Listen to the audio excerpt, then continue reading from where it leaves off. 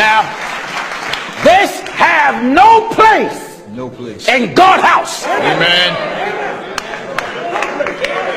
This is not Jesus. That's right. Did you hear what I just said?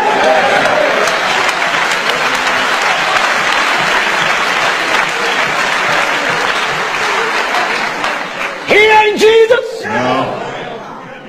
And he sure ain't Jesus. That's right.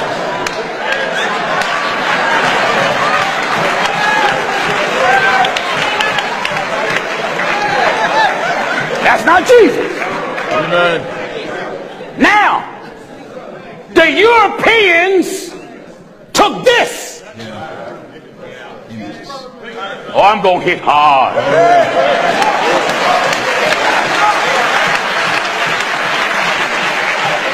Baal prophets took this and made it look like them. And then use scripture. Servants, obey your masters. That's right. And taking that scripture, they manipulated and made themselves that master that the Bible was talking about. That's right. So if you want to talk about terrorism,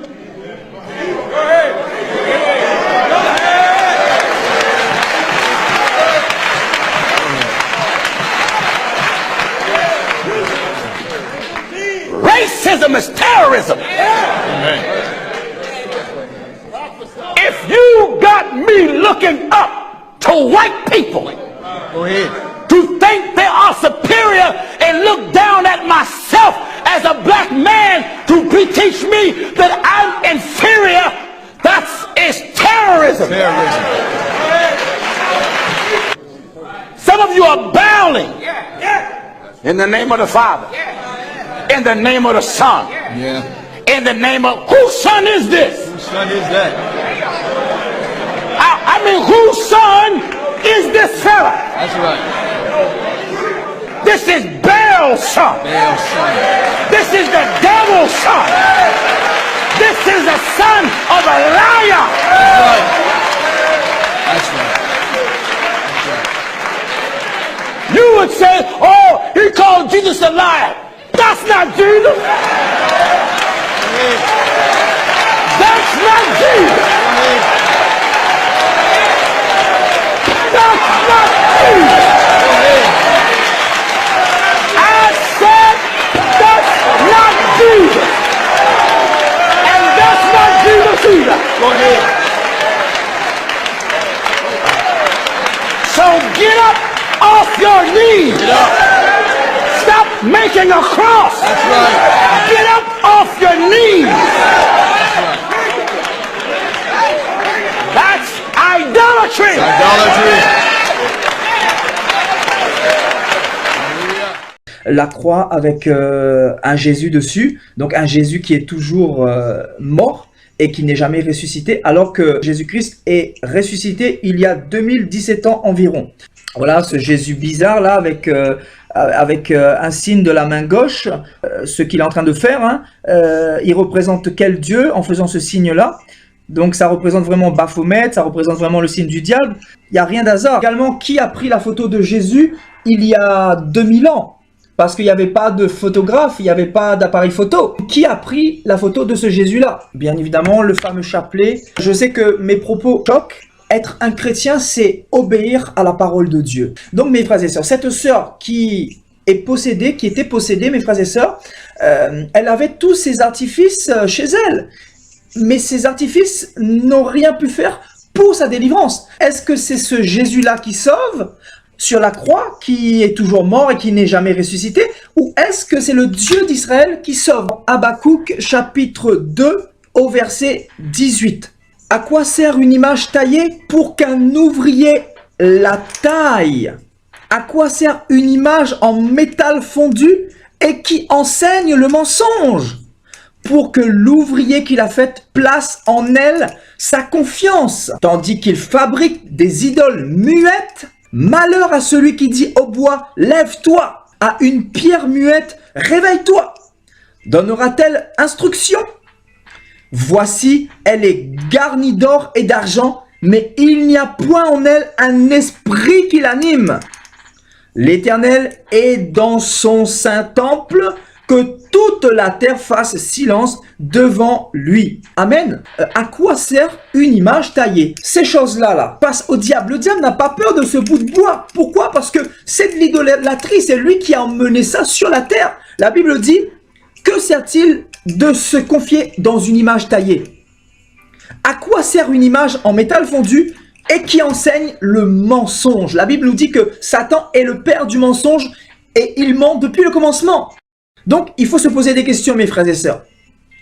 Donc, ici, la Bible nous dit que les images en métal fondu enseignent le mensonge et que l'ouvrier qui l'a faite place en elle sa confiance, tandis qu'il fabrique des idoles muettes. Donc, les idoles sont muettes. Les idoles ne peuvent pas parler, ne peuvent pas exprimer de sentiments. Malheur à celui qui dit au bois, lève-toi. Parce qu'il est mort et il n'est jamais ressuscité. Parce que le vrai ressuscité, il se trouve au ciel, mes frères et sœurs. Donnera-t-elle instruction? Voici, elle est garnie d'or et d'argent, mais il n'y a point en elle un esprit qui l'anime. La Bible dit que dans ce Jésus-là, il n'y a pas d'esprit, un esprit de mensonge. Et l'esprit de mensonge, c'est qui? C'est le diable. Psaume chapitre 115, à partir du verset 3. Leurs idoles sont de l'argent et de l'or. Elles sont l'ouvrage de la main des hommes. Elles ont une bouche et ne parlent point. Elles ont des yeux et ne voient point. Elles ont des oreilles, mais n'entendent point. Elles ont un nez, mais ne sentent point. Elles ont des mains et ne touchent point. Elles ont des pieds et ne marchent point. Elles ne produisent aucun son dans leur gosier. Elles leur ressemblent ceux qui les fabriquent, tous ceux qui se confient en elles. La Bible dit que tous ceux qui fabriquent des idoles, ces personnes-là ressemblent à ces idoles. Cette idole est morte, elle ne peut pas bouger, elle ne produit aucun son dans son gosier, elle n'entend pas, elle ne peut pas écouter les prières, elle ne peut pas exprimer de sentiments, elle ne peut pas marcher, elle ne peut pas manifester de la compassion, tout simplement parce que cette idole est morte. Donc pourquoi se confier en cette idole? Tous ceux qui se confient en elle ressemblent à ces idoles-là. Dieu haït l'idolâtrie. Dieu l'a donné dans son quatrième commandement. Tu ne te prosterneras pas, tu ne les asserviras pas, tu ne les serviras pas, tu ne les représenteras pas, etc. Parce que ici, mes frères et sœurs, c'est un problème de tradition. La Bible dit dans Apocalypse 21:8 que les idolâtres, leurs parts sont dans le lac de feu éternellement. Dieu n'a pas demandé de prier la Vierge Marie. Il y a un seul médiateur entre Dieu et les hommes. C'est Jésus-Christ, homme.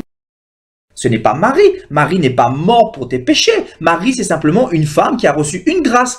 C'est un culte païen, c'est un culte luciférien. Donc, j'ai commencé à lire la parole de Dieu. 1 Thessaloniciens chapitre 1, verset 9 nous parle également de l'idolâtrie. Les païens qui se prosternent devant les idoles, en fait, ne sont pas convertis.